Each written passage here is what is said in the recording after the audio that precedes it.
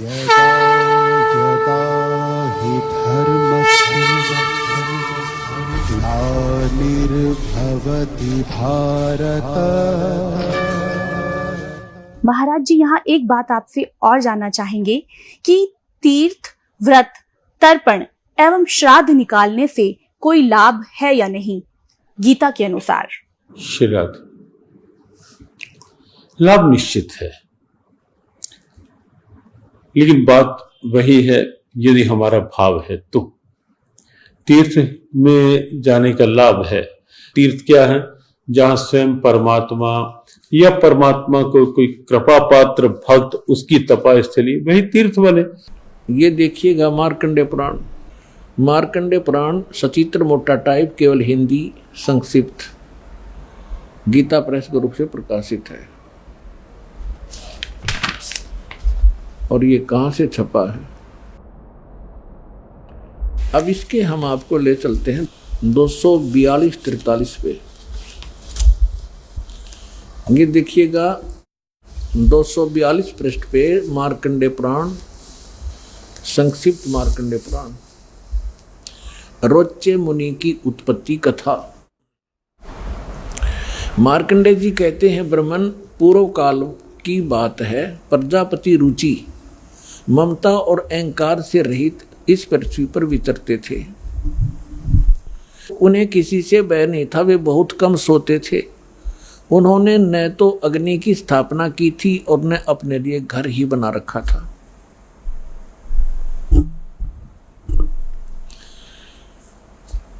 वे एक बार भोजन करते और बिना आश्रम के ही रहते थे।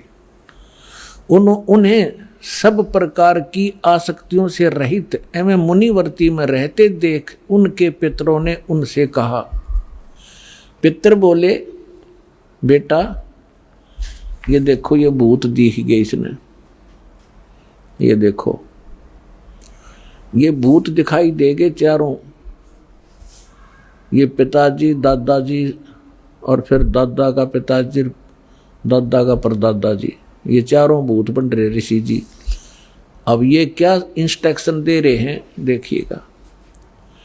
पितर बोले, बेटा विवाह स्वर्ग और अपवर्ग का हेतु होने के कारण एक पुण्यमय कार्य है, उसे तुमने क्यों नहीं किया?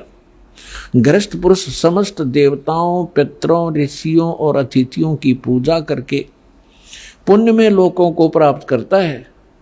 वह स्वहा के उच्चारण से देवताओं को, श्रद्धा के शब्द से पितरों को तथा अन्नदान, बलि, वैश्वदेव आदि से भूत आदि प्राणियों एवं अतिथियों को उनका भाग समर्पित करता है। बेटा हम ऐसा मानते हैं कि गृहस्थ आश्रम को स्वीकार न करने पर तुम्हें इस जीवन में क्लेश पर क्लेश उठाना पड़ेगा और मृत्यु के बाद और दूसरे जन्म में भी क्लेश ही भोगने पड़ेंगे।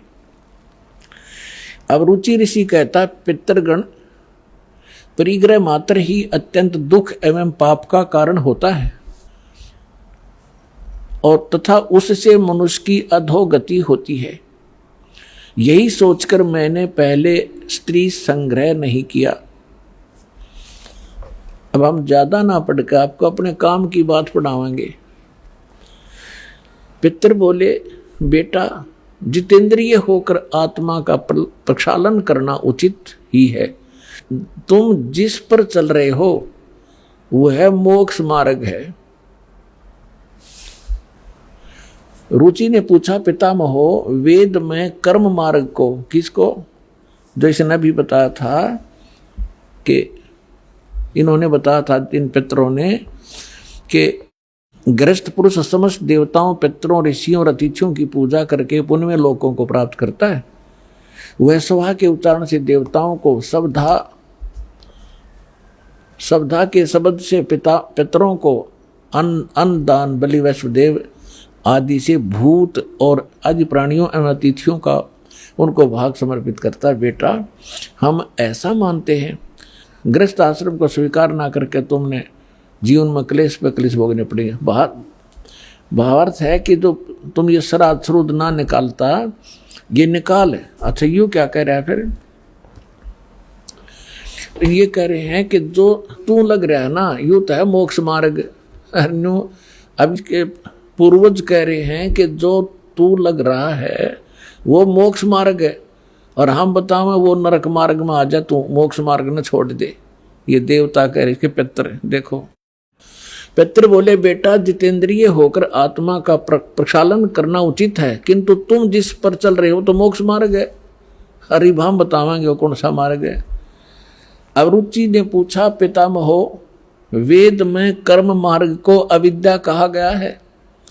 ये श्राद्ध श्रुद्ध निकालना, भूतों की पूजा करना, तेरहवीं करना, ये सारा कर्म मार्ग है, कर्म कांड है। वेद में कर्म मार्ग को अविद्या, मूर्खों का मार्ग कहा गया है। फिर क्यों आप लोग मुझे उस मार्ग पर लगाते हैं? पितृ बोले, ये सत्य है कि कर्म को अविद्या ही कहा गया है, इसमें तनक भी मिथ्या नहीं। फिर क्या रह गया? अब इनकी अकल देखो, इनकी चोर ले गए इनकी अकल को, इन पितरों की, श्राद्ध निकलवाने वालों की। अब वो लड़का ठीक साधना कर रहा था अपनी वेदों के आधार से, और ये भी मानते हैं कि तू आप जो साधना करे तो मोक्ष मार्ग है, और नो क्या हमारे वाले माजा तू कुएं में गिर पितर बने। और ये कह रहा है कि रुचि कह रहा है कि ये तो दो वेद में इसको मूर्खों की पूजा बताया है, अविद्या क्या है, और खुद भी मानते हैं ये बात तो सही है, इसमें कोई मिथ्या नहीं। फिर टट्टू रह गया, थोड़ा शर रह गया। क्या रह गया? जो वेद में रिजेक्ट कर दिया कि साधना नहीं करनी चाहिए, पितर पूजा, भूत पूजा।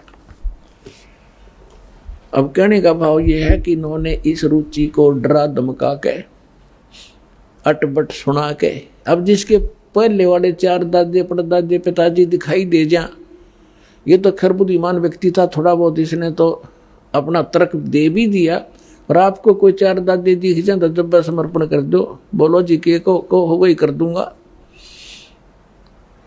तो हमने इन दादों के चक्कर में ही पाना नहीं। कई भक्त कहते हैं कि भाई जैसे अपने पूर्वज दिखाई दे जा, पिताजी दिखाई दे जा, और वो कहे कि मेरे श्राद्ध निकलवा दो, तो कैसे मना किया जा सकता है? पुण्यात्माओं, तर्क के साथ विवेक से चलना पड़ेगा हमने। वो तो कुएं में गिर गए, अरे वो कह काजा बेटा तू भी गिर जा इस कुएं में, बुद्धिमानता पड़े नहीं। बुद्धिमान का कर्तव्य बनता है कुएं में गिरे हुए व्यक्ति को भी निकालने की चेष्टा करे, कोई ऐसा साधन खोजे, उसमें रस्सा फांस दे। तब उसने कहा आप भी पकड़ दो और बाहर आ जाओ, आपकी भी जान बचाए, मुझे क्यों मरवा रहे हो पिताजी? तो बुद्धिमता इसमें होती है। अब कुएं में गिरे हुए व्यक्ति को निकालना चाहिए, ना कि भावुकता में छलांग लगा दे, दोनों मर गए फिरता है। तो इन गलत साधना करके जो भूत योनि, पितृ योनि प्राप्त कर चुके हैं, उस साधना को हम नहीं करेंगे, नहीं तो हम भी उस कुएं में गिर जाएंगे। अपने आत्माओं, श्रीमद् भगवत गीता में क्या बताया है? श्रीमद् भगवत गीता अध्याय नंबर 9 के श्लोक नंबर 25 में कहा है कि जो देवताओं की पूजा करते हैं देवताओं को प्राप्त होते हैं, और जो पितरों की पूजा करते हैं पितरों को प्राप्त होंगे, पितर बन जाएंगे। और भूतों की पूजा करने वाले भूतों को प्राप्त होंगे, वह भूतों वाले ग्रुप में चले जाएंगे, भूत बन के। और गीता ज्ञानदाता कहता है मेरी भक्ति करोगे मुझे प्राप्त होगे। देखिएगा, ये श्रीमद् भगवत गीता गीता प्रेस गोरखपुर से प्रकाशित है, जयदाल गोविंद का इसके अनुवादक हैं। अध्याय नंबर 9 के श्लोक नंबर 25 को आपके रूबरू करते हैं। ये है अध्याय नंबर 9 श्रीमद् भगवत गीता और 25वां श्लोक। देवताओं को पूजने वाले देवताओं को प्राप्त होते हैं, पितरों के पूजने वाले पितरों को प्राप्त होते हैं, पितरों को प्राप्त होंगे पितर बन के जाएंगे वे, और भूतों को प्राप्त होने वाले भूतों को प्राप्त होते हैं, मेरा पूजने वाले मुझको प्राप्त होता है। अब वो इस पवित्र श्रीमद् भगवत गीता ने भी स्पष्ट कर दिया, भूत पूजोगे तो भूत बनोगे, पितर पूजोगे पितर बन जाओगे, और देवताओं की पूजा करोगे देवताओं के लोक में जाकर उनके अनुचर बनोगे। और गीता ज्ञानदाता कहता मेरी पूजा करोगे मुझे प्राप्त होगे। अंडरस्टूड है। अब सूक्ष्म वेद में कहा है कि राम रमे सो राम है, देव रमे सो देव, और भूत रमे सो भूत बने। समझ देख सुर भेव।